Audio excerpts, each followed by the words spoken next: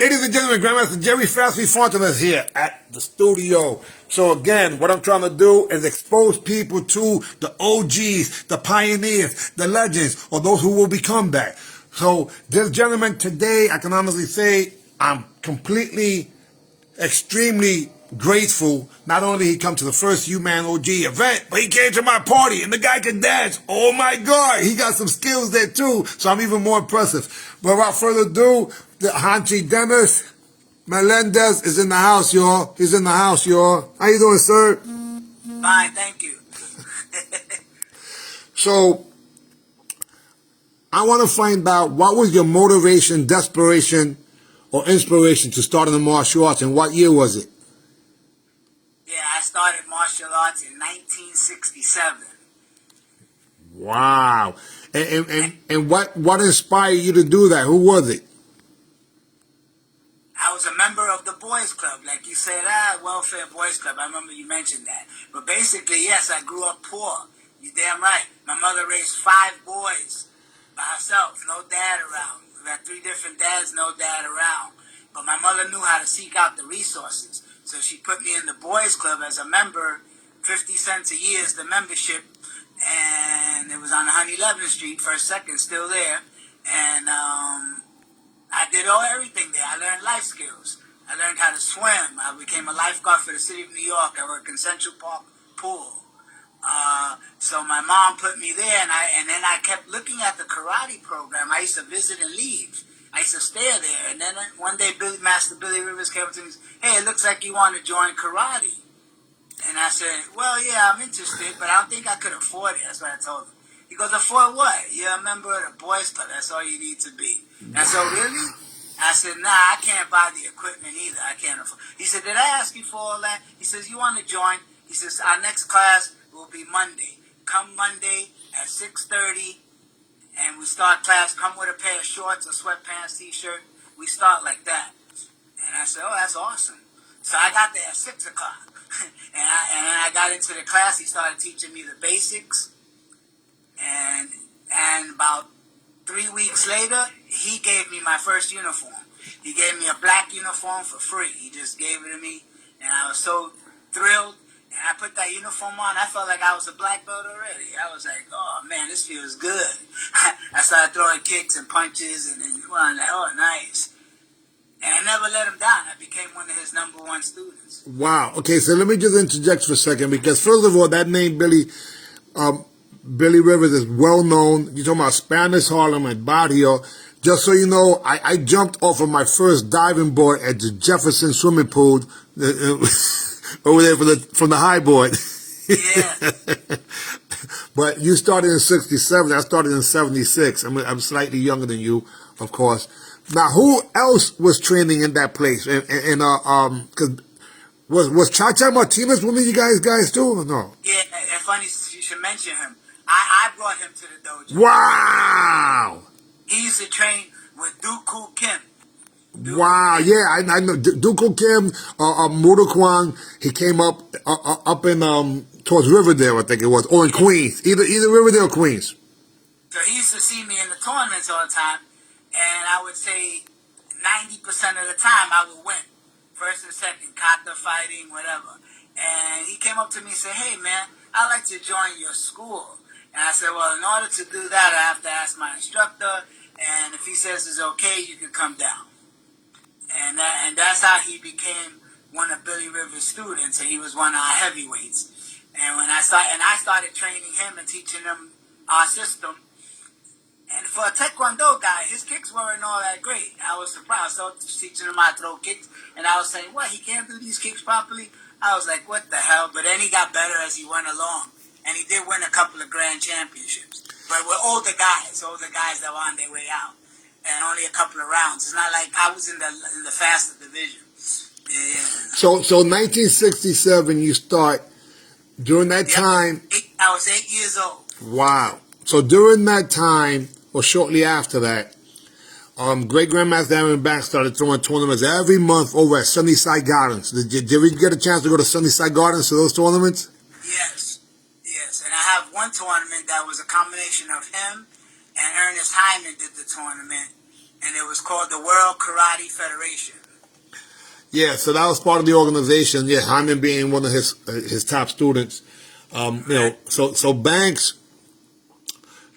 Wow, again, for some reason, see, I have a pretty good memories. That's why the minute I heard Billy Rip, and I remember him in the tournaments. I remember that gentleman. Yeah, visit all the tournaments on the East Coast. We didn't go all over the United States, but we used to visit tournaments in the tri-state area. Right. And we did a lot of tournaments even in Harlem. In Harlem, the school with no windows. That's where, a lot of them, Monroe, what's his name? Monroe Marrow? Yeah, Monroe Marrow, and also Fred Hamilton. Fred Hamilton did a lot of tournaments there, and he had media coverage too. I came out in Official Karate magazine. I wish I still had the magazine. I was fighting one of the K system guys on stage for the finals for first and second place. Guys, listen up. You might, if you have that magazine, show it. Share it. Somebody out there has to have it. I'm saying, I don't mean you. I'm saying this, guys. Those of you who are watching this, if you have some of those old Official Karate magazines, please look into them. What year do you think that was? Well, how old were you? Maybe that helps you. Yeah, I was about 15, I believe. All right, so you look at between 1972 and 1973. There's a possibility there that, or 74, 75. Yeah, Fred Hamilton was on the front cover of the magazine. Oh, I remember that magazine cover too. I remember that magazine cover. System. I'm blocking with both hands and round kicking him. And I kicked him into the curtains a couple of times when we were on stage. And I ended up winning first place. Wow. And K System was a well-respected art system. A lot of people were afraid of them. They would all come with their gis on hangers, diddy bopping into the tournaments. They all had the flat top haircuts, you know. And then, you know, when I fought them, a lot of them, you know, they didn't know who I was or where I came from, you know. All I know, when they saw the action coming, they're like, wow, this guy's no joke. and that's cool, because they were coming from Newark, New Jersey predominantly. And you had the Thompson twins, Earl and Milo Thompson. Then you had Little K.A., they're really the Brown brothers. And then you also had all these other students. Wow. But side by side with Little K, doing kata and stuff like that. And I fought him twice. I think I beat him once. He beat me once. As a junior, as a peewee, or as an adult? I was a junior. I was a junior black belt, brown belt at the time. And before I got my black belt, I had to fight men. My instructor said, Dennis, for me to give you black belt, he said, juniors are too easy for you. He says, now you're going to start fighting men, and then as I see your performance, then you're going to get your next rank, my Shodan Ho, provisional black belt. Right. So I started fighting men, and I was putting it on them until I fought Luis Delgado in Madison Square Garden, and he hit me the solar flex, and I went down. Wow. Okay. Luis Delgado lost that day because he was hitting people so hard. He was one of Urban's top students. Yeah, no, that's definitely, I think, during that time, Delgado, I know he was at the Chinatown Dojo also too, and then of course he was part of Nisei with Frank Royce, of course, and the whole gang. I mean, they changed everything in terms of how the competition went, because I know there's so many guys that came from there, all under the Urban umbrella.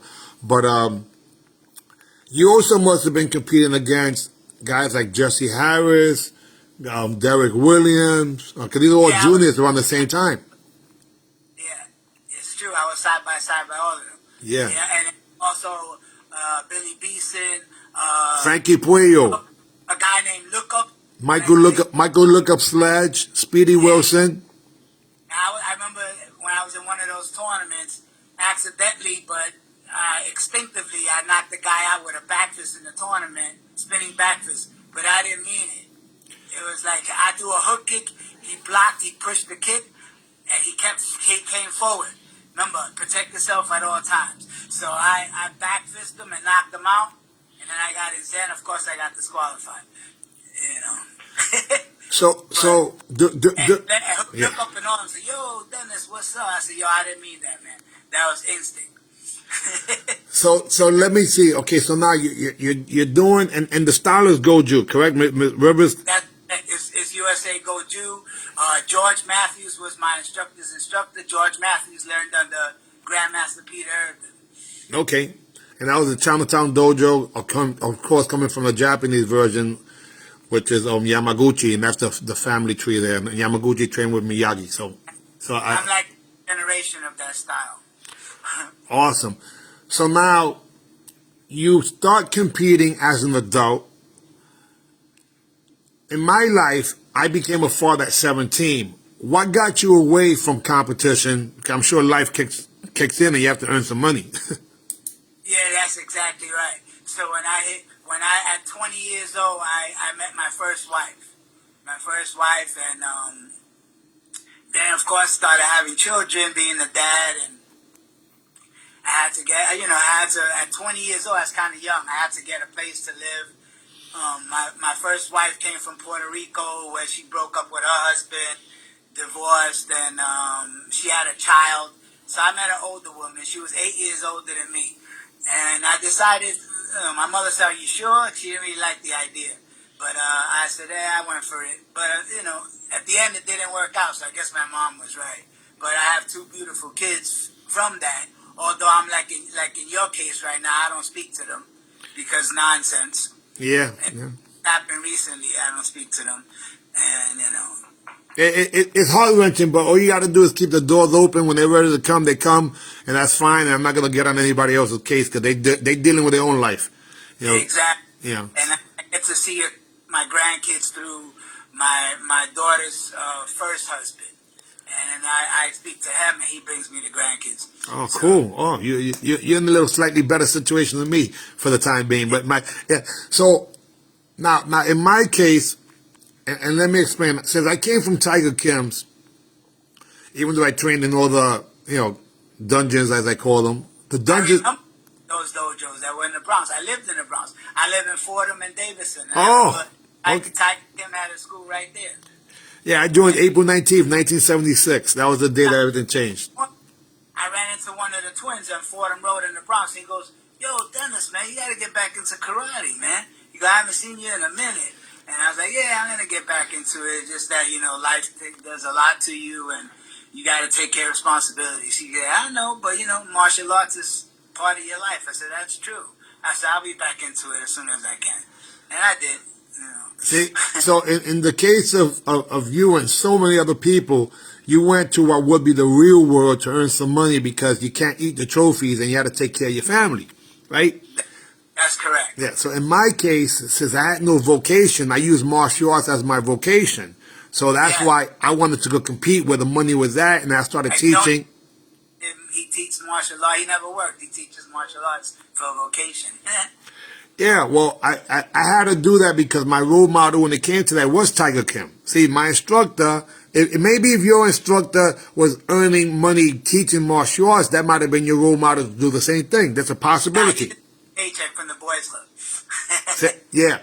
So that was my whole thing, that I wanted to be able to do martial arts full time.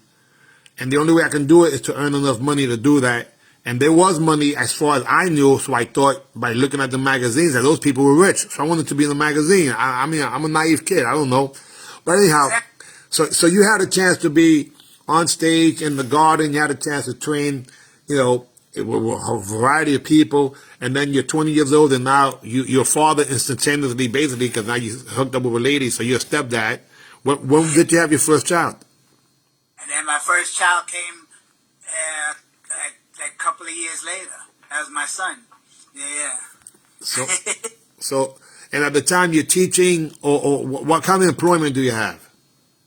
Okay, I worked in a hospital part-time, but then before that I went to school for culinary arts because I'm a chef. I could cook. So I cooked for a living for a while, but I went back to the medical field because it was better insurance. So I'm a member of 1199, which is one of the biggest unions around other than Teamsters.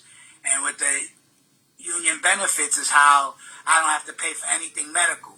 So everything's free. No co-pays, I don't pay nothing. Medicine's free. So I stuck to that. And I worked at NYU for 15 years. I worked at Lenox Hill Hospital for 10 years part-time.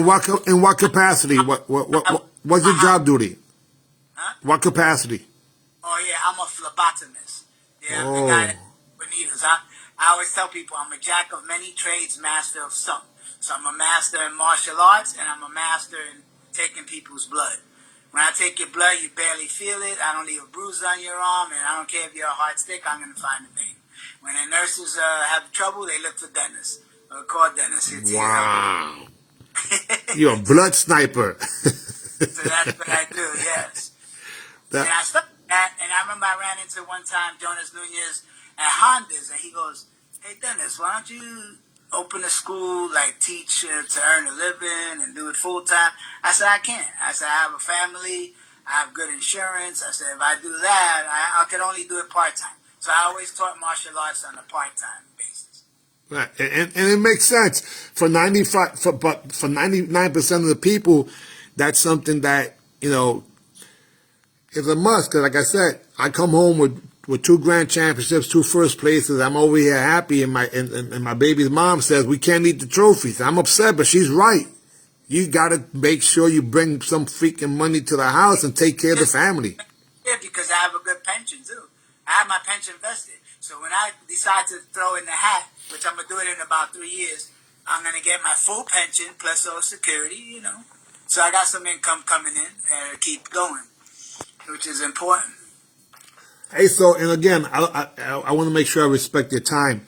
So I want to just shift to another stage. So you start working, and you still have this desire to, of course, to train. And Yeah. how long were you away from martial arts, if there was ever a vacation? I would say, wow, maybe more than 5 years. And then you had a chance to go back, and was it to teach or just to train?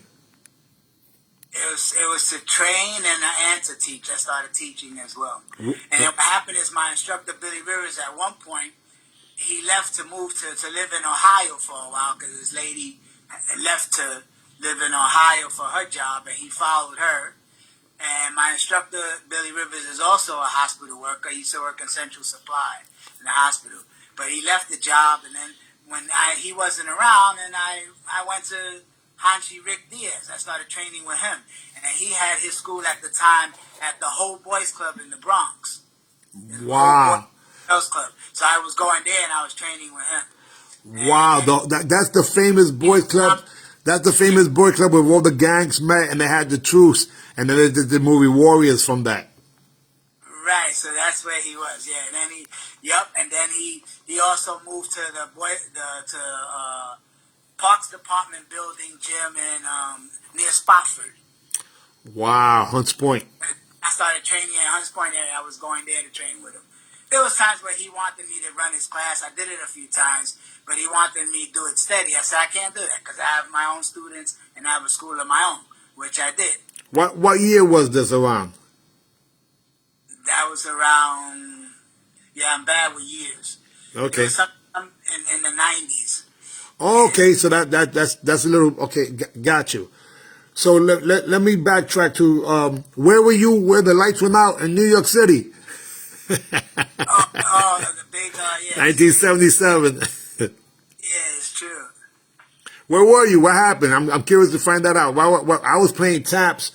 We were playing with basketball taps in the middle of the street when that happened. Oh, sure. I can't remember, to be honest. Okay. Only because a lot of times people can't remember. So, so martial arts has been your interest, but when did your passion for dancing or music even come about? Oh, that was since I was a kid. Since I was a kid, I always liked it, and little by little, I would save my money, and I bought my own DJ equipment. And then I DJed with my brother, may he rest in peace, that passed away. We were mobile disc jockeys, so we used to do weddings, Sweet 16s. Awesome. And then there was a guy that owned a social club in East Harlem. I don't know if you know him. He was a gay guy. His name was Shorty. So Shorty used to always do a lot of parties, and he used to hire me because I guess he thought I was pretty good. And I used to keep the crowd going, and he would make money and things like that. And he would have a lot of drag queen parties where they would all come dressed like Donna Summers or all this stuff, and I used to play the music for them when they perform. I did some parties at the Boys Club of New York also, DJing for the alumni. And when the alumni, they used to hire famous bands. I met Ray Barretto. Ray Barretto came to play. I met a lot of pretty popular people that came to the club that they hired, and I was the DJ. And I also DJ for Manhattan College. I was the DJ. What was your DJ's name? Yeah, it was me and my brother. We were called the Dynamic Brothers. There you go. All right. Awesome. And that's what that means. So as an artist, not only do you get involved in what would be martial arts, but you listen to the musical arts. But then I saw you dancing, brother. I saw you got some skills there too. So you wasn't just a DJ, you could dance. Back memories, yeah. Don't get me started now. They put the hustle music. I could do hustle too. Hustle comes from salsa. Yeah. So Yeah. Well, the reason I touch on that, obviously, you saw what happened in the party over there. I mean, literally, I gotta have, It was nice. Had a lot of good dancers too, and good guys. They were very respectful, kind. They were very nice. Well, I appreciate that. Those are the what I consider the dancing OGs there too, because I had people there, and they came from all over the damn city. That was crazy when I think about it. It was fun. We got to do it again. Yeah. Well, the after party we didn't do the after party last time of the tournament because the DJ actually canceled the night before, which is crazy. And that was the DJ. He was the DJ of the B&B. Remember the B&B? Yeah, the B&B was Ernest Hyman. Yeah. I played for Ernest Hyman for a little while too. Wow.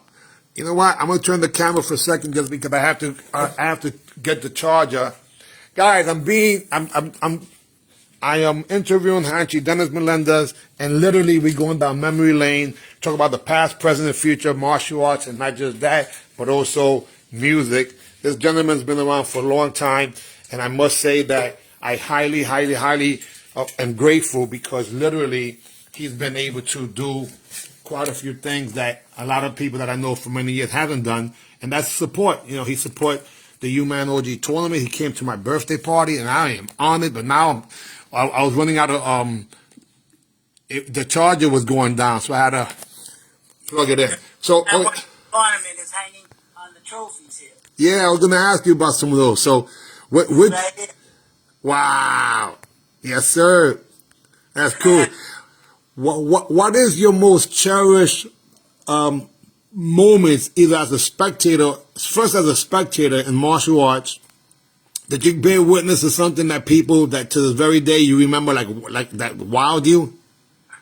Yes, well, to be honest with you, one of the wow factors moment was when my dojo brother and I helped him do the tournament. We did the Urban Cup, the first Urban Cup, and we did it in 103rd Street in a school there in Harlem, and we had to do it on 2 floors because the gyms weren't that big. But we had a group that came from Italy. Urban taught some people in Italy, and these martial art guys from Italy, they were no joke. They came with sweatsuits on like if they were in the Olympics. They all came down from Italy. They changed into their gi. They were ready to kick butt. And guess what? They did. People looked at them these white boys like they weren't shit. Yo, they took care of business. They left with all the gold, and they did a tremendous demonstration that I really liked. Wow. I was like, really impressive. So and we were sitting side by side. We were like, how do you think, Zeno? He was like, nah, they're awesome. There's a good possibility. See, I went to Italia with Rick Passetta, who was also part of the entire operation when Urban went over to New Jersey. Saying Rick Passetta obviously was Italian himself, so it could have been, he used to be the liaison between Italy and the United States when they came to Goju. Nah, but these guys were they were impressive. So that impressed me a lot. Also, a lot of guys that when I went to tournaments and they were side by side with me, like Fred Miller and, of course, Billy Beeson, Shotokan, Bennett also, Errol Bennett, and also, I'm trying to think of You remember Barry Jackson? His name was Savage, and he changed the name to Abdul Matakabe. Yes, he's awesome too. So all these guys are pretty good. And then when they would compete, I was impressed by them. And Sheldon Wilkins. Yes.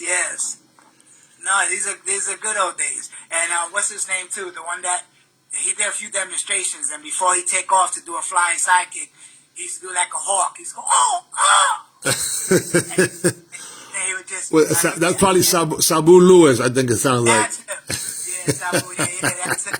Yeah, exactly. Nah, yeah, they were. He has a lot of official karate magazines, and I asked him if he has that copy of Fred Hamilton, but he has to check. He never got back to me. Yeah, well, again, guys, the word is out. Whether you got pictures or videos or magazines, listen, I started the Unified Martial Arts Network back in 2007 to try to bridge the gap between the past, present, and future, and I had a chance to change it to the OGs, original, I should say, older guys and older girls, and Mr. Melendez, man, I was so honored to think that people like yourself who I've seen. I remember your face. I don't forget faces, but I remember your face. Face is the same. I used to have long hair. I got photos to show you right here. Yeah. But I remember your face, but like you said, it's in a variety of places because I'm originally from Spanish Harlem, and then I went to, I used to go to any tournament, and at the same time, I was in other circles, and including, like you and I had mentioned way back when, I used to hang out with Boo Boo. And Boo Boo, it's Wilfredo, who's Camacho's younger brother, and that was back when my cousin Charlie. We grew up in the neighborhood. Lady Queens of Angels. Camacho all the time when he was in the Golden Gloves, and I used to tell him, you're gonna be a famous boxer one day. You're doing awesome, man. I says, I wish martial arts would have brought me to that level, but it didn't. I says, but he goes, you sure? I said, definitely. And then down the road, he offered me a job. So I went to work for him. I was his personal chef, and I was his bodyguard. So Wow. I worked with him for a while. And there was times where what's his name? You know his name, Big Man. Oh, Panama. Panama, we used to work with him too. So I used to work side by side with Panama, and sometimes. And then when Panama wasn't around, I was around. Yeah, because Panama was bodyguard to a whole bunch of people. So yeah, there was times. Had a business. Yeah. I remember Panama used to drive Camacho's red Ferrari because every time he used to go to the Copa. I used to go to the Copa back then too. Yeah. I drove some of his cars too. He had an IROC Z. I remember he got an offer when he started coming back after his layoff to fight, and we went to Texas. So we went to this rich training camp with a rich lady that she was into boxing promotion. I forget her name. But she wanted to take him as a, like everybody. They want to make money from you. So we went there to train in her fancy gym. It was almost like the Rocky movie. They put all kind of electrodes on him, all kind of shit. Yeah. And then after a while, Camacho's crazy. We worked out there for a while. And then after a while, he says, yo, tomorrow we're leaving. I said, somebody. He said, we're getting the fuck out of here. Like, he didn't even want to be bothered with. But the first few days, we stood in the Western Galleria in Houston, Texas, fancy hotel, and, it was all paid for by this lady promoter. So he got all the benefits for a while, and then he just took off. He said, I'm out, man. I don't want to deal with this crap. And then he said, you drive my car. I drove the IROC Z, and he had his Lamborghini, and not the Lamborghini, because he did have one. It was his Ferrari, the red Ferrari. Right. So we were both driving together. And we were driving, and we went from Texas to Florida to his training camp, because he had a training camp in Florida. Wow. We had some history, hanging out everywhere. And then there was good and crazy bad stuff, if you know what I'm talking about. Yeah. The bad stuff, I couldn't help it. That's Camacho. You could take Harlem out of him, but you couldn't. I mean, you couldn't take him out of Harlem, something like that. Yeah. You can take him out of Harlem, but you can't take Harlem out of him. He's from a barrio. Yeah, that's his norm. For him, doing crazy stuff was normal, because that's how he grew up, with crazy people, even his own family there a little while. So you couldn't take that out of him. So he would do things even when in the middle of his training, he would start doing things, and then he had a long time before the fight. But then the promoter, the manager and other people came up to me and said, yo, why you hanging out with him? I said, yo, I'm not his keeper. I said, he's my boss. He does whatever he wants. And they try to blame stuff on me. Yeah, I'm on his payroll. Yeah, exactly. And I used to make more than his sparring partners. As soon as he get the sparring partner, he would bust them up real quick. bust them off. So when they spar with him, they spar him with respect. So that he would give them all bloody noses. They were making like $300 and something dollars. I was making $500 a week. They were making 300 something. I made more than double, and I was just chilling. And then for a while, I was living in Florida. I took a leave of absence from my hospital job. I didn't give him the reason. I just took the leave of absence. And then I went to work with him, and that's when I was in the middle of a rocky relationship with my wife, and my first wife, and I just took off without telling her, where you going? I said, this is what I'm going to do. And I'll see, don't worry, I'm going to pay the rent. I'll send you money from while I'm away. Everything will be taken care of. And that's what I did. I didn't make him sign a contract, unfortunately, because I would, if I made him sign a contract, because he didn't need me after about 4 or 5 months. He didn't need me no more. But if I would have made him sign a contract, he had to pay me for the full year, even though he didn't have nothing going on. But Camacho, he go, you make me sign a contract? I was like, nah, he used psychology on me, and it worked because I didn't make him sign the contract. So, but it was still fun. Then, as soon as I knew that I wasn't working for him, I just called the hospital. I let them know I was coming back. So whoever took my place, they gave them a couple of months that they're going to let them go. Then I came back to work at the hospital. But it was mad fun. We had a lot of fun, a lot of experiences together. And it sounds like it. It sounds like it because obviously, it's not a normal thing to get a chance to travel with a world boxing champ and see the good, the bad, and the ugly. But it's all part of it. That's it. And I met all the famous people. Oh, I can imagine. Met Tyson. I met Muhammad Ali. I met all the famous boxers. I met the White Hope, Jerry Cooney. I met Sugar Ray Leonard. I met them all in person. Now, I wasn't the type of guy that stand next to you, take a picture. So I wish I had pictures of all of them, but I didn't do that. Yeah, because you're from Spanish Harlem, you got an ego. We like, yo, I ain't gonna be on this Nick. Kind of probably do me like that. I just want to show you this too. This is 1979 Urban Scientist. This is his signature, right? Awesome. Yeah, so I got to frame that. I went back to the archive looking for stuff. That's Urban signature. My wife said, why don't you frame that? And I got to do that. Yeah. Well, this is a tournament. Like, I used to always win first or second, and then I would never get to go to the grand or never win grand. But this was a grand championship right here.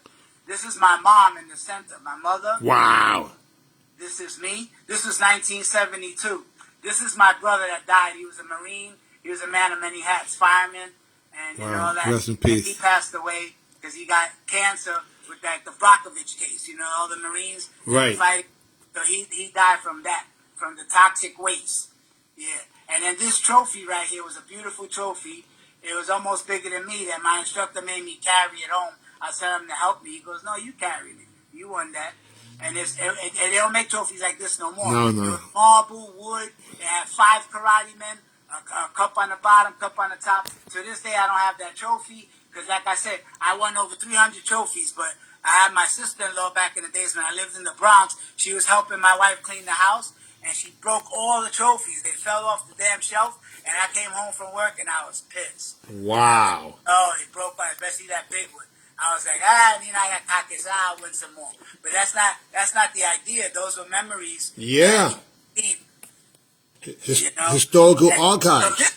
So this trophy, I want to talk about it. This was a Shiite that Walter Johnson threw, and he invited about 4 or 5 schools. He invited Wildcat School. He invited a few other schools. So we all got together and we fought. The tournament was in Taft.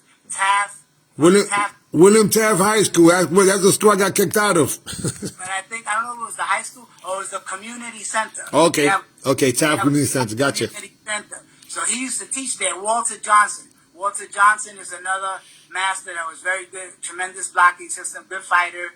He even fought Chuck Norris back in the days. And he beat him, but they didn't give him that credit. What style was he? He's Goju. He was one of George Matthews' students. Wow. Gotcha. And Walter Johnson also taught, what's his name? I can't think of it now. Anyway, it'll come back to me. But this was a Shiite where they only had 1 trophy. Wow. 1. So you had to beat everybody. I love it. Yeah, I was 13 there. You had to beat everybody. I beat everybody. And then the last person standing was my dojo brother, which is Hanshi Figueroa. I had to fight him at the end. And I was like, Sensei, he goes, oh, you do your thing, guys, just do your thing. And we went through overtime, and then I beat him. I had swollen shin. We didn't use that much equipment back then. Right. I had swollen shin. We used to put tape on our knuckles and our wrists. And but this is considered my grand championship trophy. That's beautiful. I beat everybody. And that day, Wildcat student Augie, his brother Augie, he was a good basketball player. And I beat him. I was a green belt at the time. His brother was a brown belt. So and you were fighting different ranks. It didn't matter. And so I beat him. And that day that I beat him, he made him do 100 push-ups in front of everybody. You don't do that, but that's what he made him do. He was just so upset that I beat him. Wow. You know? Well, rest in peace to Wildcat. Yes, may he rest in peace. Yeah. So in El Barrio, there, I think Sonny Mahai was teaching Taekwondo there also. Here with long hair, 1976. Oh, wow. I had long hair there. And then here him 2 years putting the psychic in the guy's face. Wow, awesome. Look at the afros over there, too. Yeah, exactly. The 70s. Look at this one. This is a tournament I threw in a boys club. I taught in Jersey. Boys Club of Lodi, New Jersey. Wow. This is my student. He took first place, and the grand champion was the bicycle. And he won the bicycle. Awesome. Is that Ernest Hyman there? Yep. Ernest Herman and Jonas. Yeah. Yeah. So they came to the tournament to help me rep. Wow. You know, Yeah, so, I met Jonas in 1979. He was a green belt, and he was going to Clinton High School. I was hanging out with my friend Louis Trujillo. yes. And I was a red belt in Taekwondo. That name rings a bell. Yeah, Louis Trujillo was the baddest kicker that Tiger Kim ever had, and I was known as Little Louis. So by the time 1979, I had my Puerto Rican afro, you know, my DA, my dry DA there. But that was the style yeah, then. yeah. And again, I met Jonas. A ball version of a DA. Yeah, but it's crazy. When I met Jonas, he was a green belt. I was a red belt. 1979. Yeah, you was higher than him. Which is kind of crazy, but then years after we trained together, he gave me my first black belt from around his waist. I say, listen, I'm fighting black belt today, and he gave me his black belt from my waist. Even though people think he was my instructor, and no, he wasn't my instructor. My instructor was Tiger Kim, but Jonas, we trained together, and he showed me how to have heart. He got into the kickboxing, you know.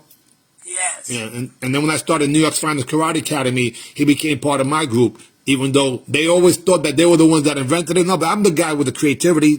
It wasn't them, it was me. I brought Tommy Chen down, and then even Tony Morrison. Finest Karate Academy. Yeah, so New York's Finest Karate Academy was right here, 161st and Park Avenue, where I'm at right now, in the Head Start. Because Jonas was known as the Shindaru Karate Academy. That's what they were doing, Shindaru. So then I got the blue uniforms, and I got everybody. But again, I'm the kid that's instigating and doing things from behind the scenes, making the guys in front of me. Yeah, I always that about you. Yeah, I appreciate it. Well, I appreciate that. But again, I used to always see you pop up, and then I'm good with names, but I'm better with faces. And I'm saying I remember that guy, but in different circles. Yeah, remember when what's his name was trying to. Rick Diaz was trying to start the Lumas. Yeah. You came, I think, but it never took off. Yeah, well, yeah, I was the first inductee to that, and I appreciated that. He had it a few times, and I, I was grateful. That was during the 1990s where I had 1,000 students already in 6 locations, and a lot of people don't realize that I did that from the inspiration of watching Jerome Mackey's, and I'm like, wow, the Jerome Mackey's all over the place, and I couldn't join that school. The hire of your master or black belt, you hired. Yeah. Miyazaki, Owen Watson.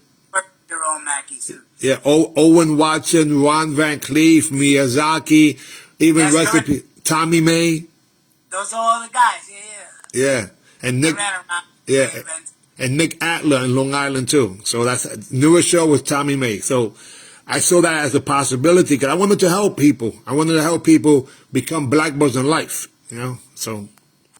Yeah, it's nice. I even ran New York City Marathon. Look, awesome.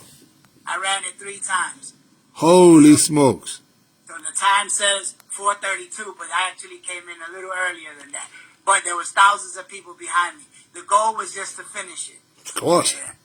Of course. Sometimes the car can't make it that far, you know, if you have a good enough car. So let me ask you, when you found out about the UMAN OGs, you jumped on board real quick, man. Did you have, what did you think about the event?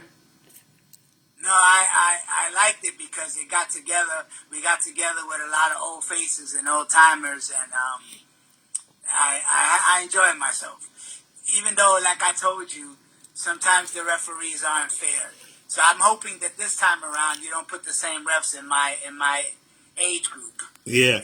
Well, let me tell you something that I'm not in control of, that I was really losing my mind. As an example, and if you're a center referee for fighting, I'm going for fighting right now. You must. It's a simple thing. First, let me say, every single judge and referee, I highly, highly, highly appreciate them. Thank you, thank you, thank you. Every spectator, thank you. Every competitor, thank you. So, you know, that being the case, sometimes people with good intentions are just incompetent. They don't know. Exactly. And so as the center referee, for example, you never, ever, ever, ever touch a competitor. You can't do that.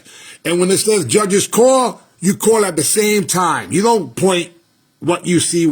That came out, the Watusi, that was many, many years ago. So what I have to make sure that I do without offending anyone who has good intentions is to make sure they just understand the rules and so on and so forth. So that's where I have to say that I assumed that things would have been easier, but no. My biggest concern is making sure that the judging is not any form of just honest. Not that they're cheating, but sometimes they think they know. If I'm a Taekwondo stylist and you're doing a Goju form, I just may not know. So that's a simple thing. Remember a Kung Fu stylist and you're doing... Judge them on their performance, their stances, their power, their skills. Judge them on that, even if you don't know the form. Right. So again, what I can say about the event, I loved that it came. I mean, in 3 months, people came from all over, 16 states. It's short notice. That's true. 16 states. Some people we haven't seen in 40 years. Yeah, I like the idea because I said it helps keep me in shape. It helps me want to do it again. And I'm a fan of yours. And then when you did that, I appreciate that. I'm in. I appreciate that. So as a spectator, I was so happy. As a promoter, every time someone's not happy with their results, it bothers me. You know what I mean? Like, I want to make sure that everybody has a positive experience. Of course, not everybody's going to win, but what I did love about it was that people supported. And of course, I hear, people that don't know any better, they'll say things without even investigating. For example, they were like, oh yeah, he said that this person was going to come, and they didn't come. And they turn around, that person pops up, like Toki Hill. They didn't expect no Toki Hill. Yeah, people like to talk crap all the time. Yeah, that's okay. I don't mind that. But that's human nature. Yeah. They want to criticize always. Yeah, and again, they just criticize. Yeah, that part doesn't bother me. The haters motivate me. But yeah, but at the same time, I must say that I'm still, even now, I'm giving away $3,500 in the tournament that probably will bring in that much money. I don't, so I want.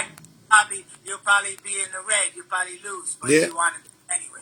I want to make sure that people get recognized because unlike you and other people, I made a decision that was different. I didn't go to work. I had to make the karate work. And it wasn't easy, of course, to be successful as a martial arts school owner. Yeah. So I want, when someone wins, like Derek Williams won Grand Champion in Forms, and he says, I never made this amount of money in the tournament before. And that made me feel so happy because that's my way to show gratitude. He's telling you facts. Yeah. Oh, you know what I wanted to mention to you, too? I remember it might have been at Al Gautier's tournament. I fought Wilfredo Rodin for first and second place. Wow. Guess who was the chief Simban? It was his sensei. Frank Ruiz? Frank Ruiz. So Frank Ruiz didn't want to see his student lose. I was pointing him left, right, and center, and no one would call it. Wow. And I end up losing, and I knew that I won. and it was a beautiful trophy. I wanted to take that first place trophy home. And when they pronounced me that I lost with some nonsense punch, he hit me in my shoulder. You know, the tears just came to my eyes because I knew I won. You know, and to this day, it always bothered me. And I remember he came up to my sensei, Billy Ruiz, and said, "Oh, that's your student?" And Billy Ruiz said, "Yeah, that's my student." And he said, and he told him to his face, "And you lost." He said, "Why you say that?" He says, "You did. You lost." I walked away with the first place, but he let him to know he lost. But that happened to me that time. It was Frank Ruiz just doing in a way because he didn't want his number one student to lose. Yeah. Well, and they pressed. He smoked cigarettes. He got tired. I was standing there. He go, "Oh, okay, walk over there and come back." While I'm just standing there, I said, "What kind of shit is that?" You can't stop the clock to let somebody rest. He stopped the clock, let him walk a little, come back, and we continued the fight because he was winded. I was a young whippersnapper. I was just putting it on him. and then another time he met me at a tournament. He was reffing, and then he barked at me. He was like, "I just finished doing kata. I had to fight." He goes, "Yo, hurry up, put your equipment on, put your equipment on." I said, "Yo, Rodin, chill out, man." And that's because, he had a little animosity, a little something against me. But that's the way it happens sometimes. That's is historical fact. It's interesting. Any way you put it. Wrong. Good martial law. He was an actor too. He did a couple of movies. And Yeah. Well, I interviewed him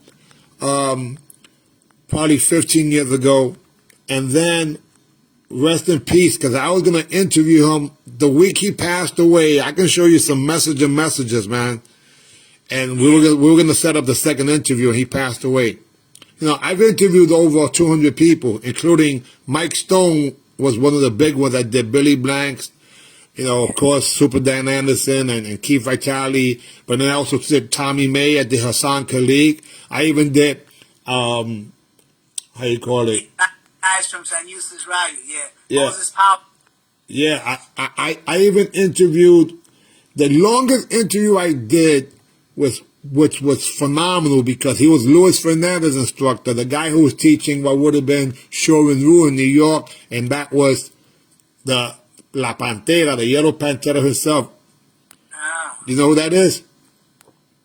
No. He did a movie with a Black Dragon. It was Black Dragon and Yellow Tiger or Yellow Panther. No, I probably saw it, but I just don't remember. Yeah. But the guy that I'm talking about, do you know who's Luis Fernandez? Luis Fernandez won Grand Champion in 1980 at the All-Americans. He beat William Oliver, rest in peace. Yeah, I competed side by side with William Oliver too, but I was afraid. I said, William Oliver. No joke. And I went to Sensei. I said, "Yo, Sensei, I may have to fight William Oliver." And he was like, "So what?" He says, "You got 2 legs, 2 arms." He says, "You do the best you can. You do your thing. You could do it, Dennis." He kind of motivated me. And no, they didn't match us up, but I thought they might have matched us up. And of course, he took first place that day in kata. He used to do some awesome katas. Yeah. Quan Ku. He does Quan Ku. The guy I was talking about was beautiful. I liked him. I was like, "Yo, Sensei, those are the guy that I was talking about was Charles Bonnet, La Pantera himself, Charles Bonnet. That was the longest interview I did, 3 hours. Wow. Yeah, I've interviewed quite a few of the time. I even did Malaya de Cascos twice. Wow. Yeah, so I've had a chance to. I've been very fortunate because of Joe Corley also. I've had a chance to, really get close to a lot of the so-called first generation guys, including one who just passed away, which was Alan Steen, which was Jude Reed's first student. So whether it's the East Coast, West Coast, I went everywhere. I freaking went everywhere to represent all of us. Yes. You're a good speaker, too, so that helps. You're a good speaker. You're a good motivator. You're a good inventor. There's a lot of positive things I could say about you. Well, I appreciate it. But what I am, number one, is a fan of martial arts, and it breaks my heart to think that people don't know, like, your story. I want people to know everybody's story so they can respect the fact that we all have gone through struggles, trials, and tribulations, and we continue. And all we can do is try to make the village a little better place, And I think a lot of times people get caught up on things that really don't matter in the long run. In the long run, what matters is being happy, man. If we could be happy and have a good time, man, You know what I mean? So you get to meet my wife. You met her on the phone. Oh, she seemed wonderful too. And she's like, wait a second, we're gonna do makeup, we'll put the lighting, and she's right. I love it. She told me to set the stage in the basement. She said, And she's right, 'cause it looks beautiful. Listen, without taking too much more of your time, I love a photo of me back in the days where I lived in Jersey. okay, what part of Jersey? You say Lodi? Lodi, New Jersey. Yeah, so I lived right there. I took my student took some photos of me. Oh, cool. Yeah. Nice. And look at that. That's a panoramic photo. Exactly. I love that. This is awesome. Yeah. When I think about Lodi, I think about the club that was over there. Because I used to always go, Tony from TKA. Yeah. Tony from TK is my student. I lived there a few minutes, walking distance from there. Oh, yeah. So when you talk about Spanish Harlem, you can't not mention the group TKA and all the other people, Mark Anthony, so on and so forth. So Tony's my student. Oh wow. Yeah, that's why the first album he's fat, the second album he's in shape. So One Way Love, he's fat, Louder Than Love, he's in shape. Yeah. I used to love Maria. Yeah. Well, that second album, I should say between 1988 and like 1992, they used to rent my school to do all their practices in the morning time. My school on the Zurich Avenue, Westchester. Yeah, that's nice. Yeah, and then of course I got down with the Rocksteady crew too. Freestyle concerts, I go to the freestyle concerts.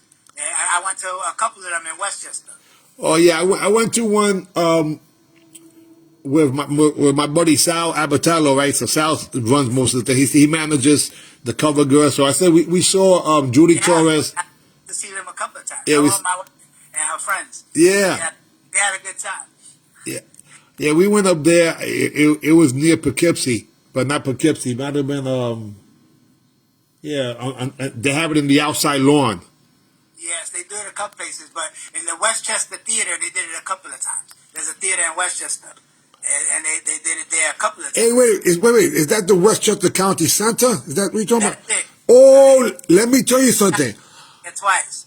Wow, that location, and I'm gonna say this publicly, so like that it could be announced to the universe. I want to use that location for a world championships for UMAN because that's where I won my first place trophy at the Westchester County Center in 1976 November, Master Yi, and it was inside. It was a ring. Sounds like a mini Madison Square Garden.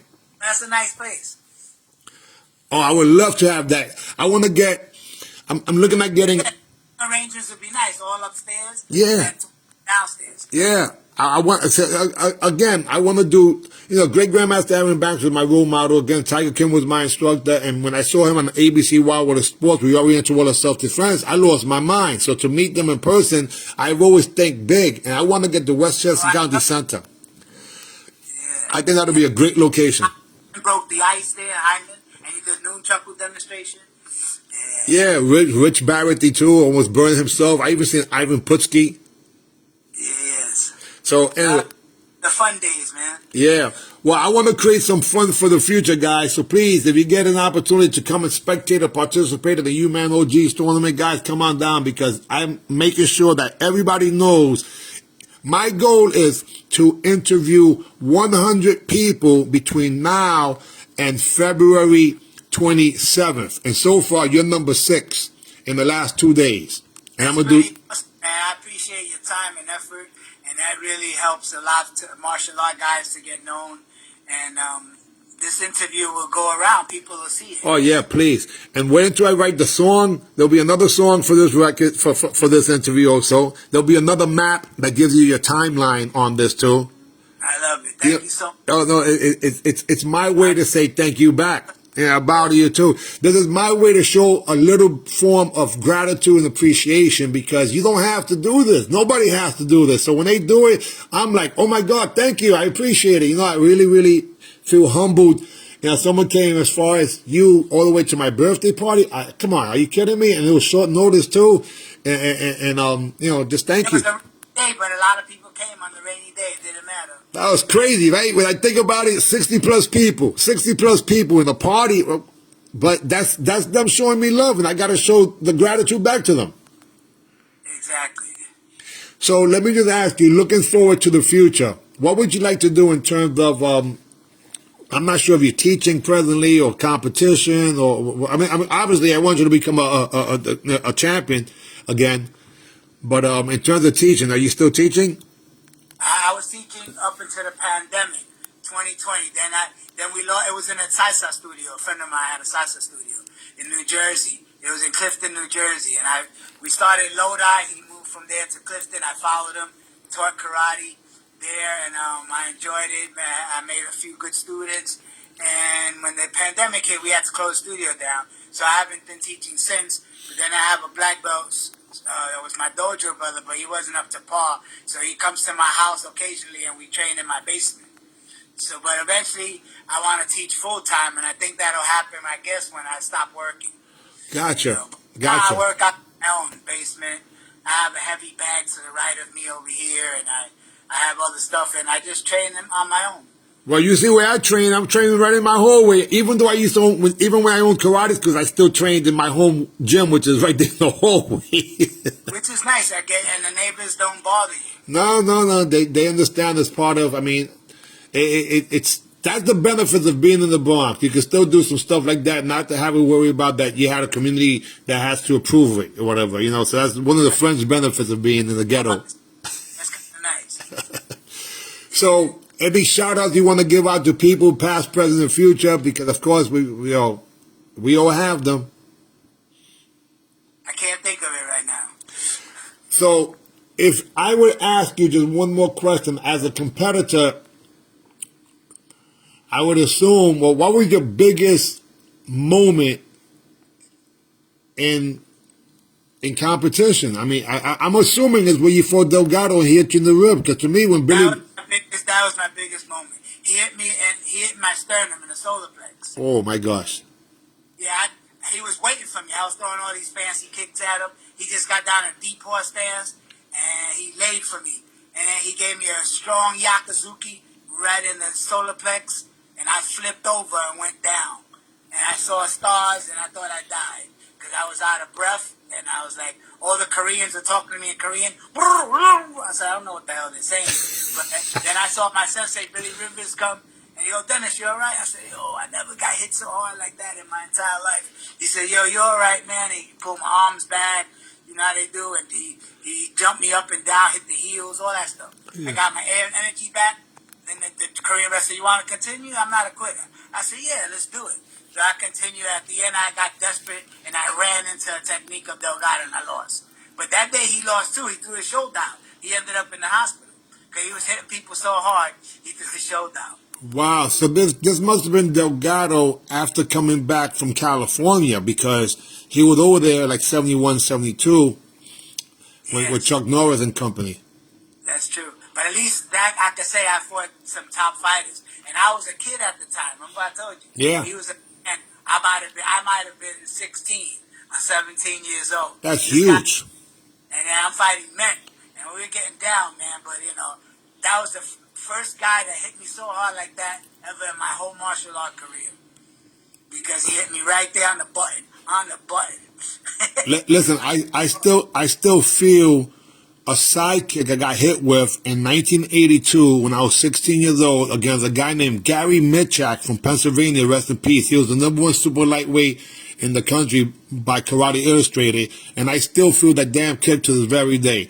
The second one was when Billy Blanks broke my jaw. It was no big thing because, it was just a jaw. But he hit me to the body with a reverse punch that day that if I sneeze, sometimes I feel it. So I know what you're talking about. I'm a fan of his, too. Yeah, he's a good guy. Well, listen, he's my mentor. Yeah, he still competes, too. Yeah, well, Billy was my mentor. He's the one that got me to compete black belt adults, even though I was only 16. He said, you can win today. And I won at the J Park Nationals, 1982. I won the young adult division, and I beat, rest in peace, Clifton Bogart Blair, who was one of Fred Hamilton's top students. He had the big patch over his eye, the lunar, Yeah.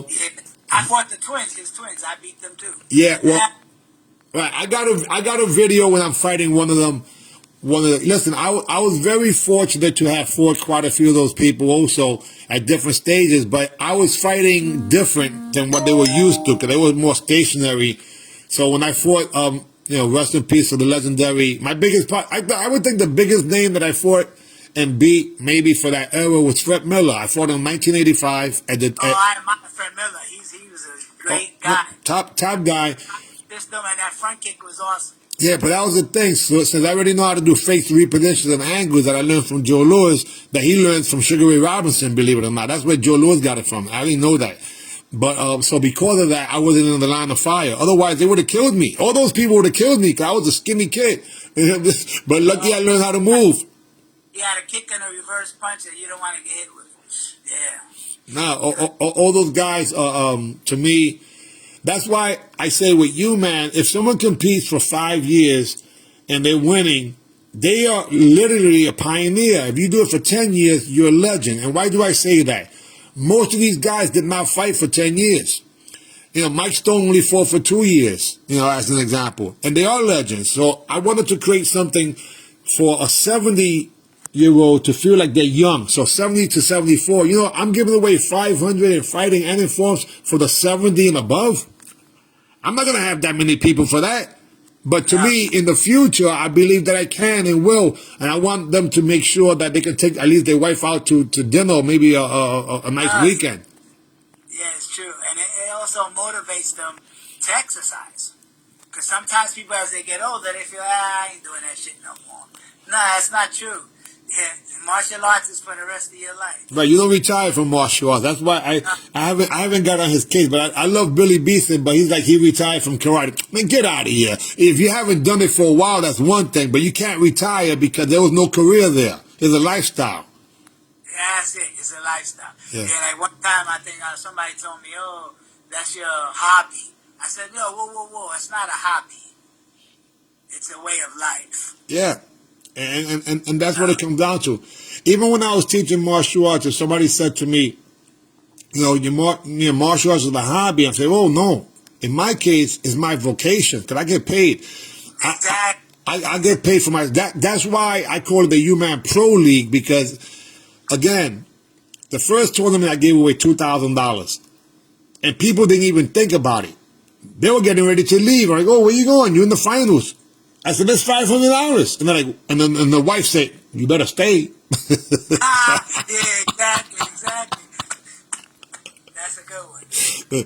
Anyway, any last words, sir? First of all, muchas gracias. Thank you, and God bless you. Any parting words? I appreciate you interviewing me. It's like an honor and it's a privilege. I don't know what else to say, but it's a nice thing. Oh, you earned it. Because people forget about you, like you said, and don't give a damn. Like you said. They don't. I've been in the martial art world longer than you, although you got more popular than me, but it is what it is. And I appreciate that. No, it's my sincere pleasure. This is a way for me to show gratitude. And more importantly, now I know a little more about you. See, that's it. That's the idea is that what I love about martial arts when it's done properly is the camaraderie of it. I don't care anybody's styles. I don't care none of that stuff. I care about the relationships and fun and sharing and that's all about. I don't care. That's awesome. Yeah, it never mattered to me because I was always different. My first style was long fist kung fu in the park, and then my second, and so you can't get more ghetto than that. And then I said, you know what? I went to Tiger Kings, but I went to Tiger Kings for my father's VA check. His VA check paid for my lessons, but he was incarcerated with the feds. So it's not like he was a good role model, whatever the case may be. But I don't judge anybody for whatever hell they done. Like you said, you had the good, the bad, and the ugly experiences with Camacho, and it was what it was. You just appreciate the good part. Still had a great time. That's it. What else is there? He gave me the chance to work with him and run around, and I did that. That's cool. All right. So listen, the only other thing I need you to do, if you don't mind, when I say AB, you say senior. Now, for those who don't understand, when I say AB, that's actually a person. And this person was not only was he the reason why a lot of people even saw and heard about martial arts, but my instructor was on television because of him. And this gentleman was on my payroll, but he was also my mentor, and that's Great Grandmaster Aaron Banks. So when I say AB, that's really Aaron Banks, and then see ya is next time. Because I asked myself, what would Banks do today if he was promoting? So I want to do the things that Banks would have done. You understand? I want to get it back on TV. I want to get back on the top. Why not? We can do it. It's possible. And I say we because it's not me. That's why I always say us one. We are all important. Us one. So when I say AB, you say see ya, and we're finished. AB? See ya. We out of here. Thank you very much. God bless, sir. Much. Bless you too. Us one.